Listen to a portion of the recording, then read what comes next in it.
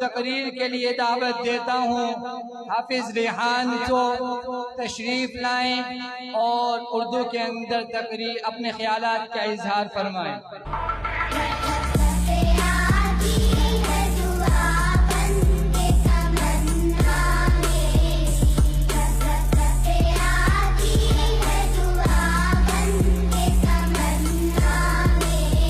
نحمده ونصلي على رسوله الكريم أما بعد فأعوذ بالله من الشيطان الرجيم بسم الله الرحمن الرحيم۔ میرے معزز اساتذہ کرام، میرے ہم وطن ساتھیوں، السلام علیکم ورحمۃ اللہ وبرکاتہ۔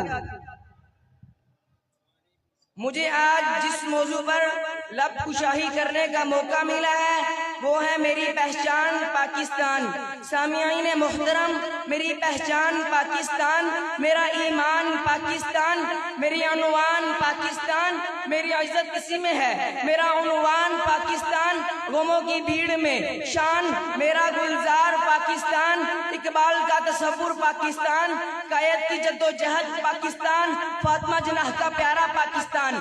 جی ہاں، وہی پاکستان جس کے اصولوں کے لیے سینکڑوں نہیں، ہزاروں نہیں بلکہ لاکھوں لوگوں نے قربانیاں دی۔ کتنی ہی ماؤں کے سامنے ان کے جگر گوشوں کو سنگاروں میں پرویا گیا۔ جناب صدر، کسی بھی گھر سے پوچھو کہ گھر کی قیمت کیا ہے اور کسی غلام سے پوچھو آزادی اور وطن کی قیمت کیا ہے، تو پھر احساس ہوگا جس پاک سرزمین پر ہم رہ رہے ہیں یہ رب کائنات کی بہت بڑی نعمت اور مہربانی ہے۔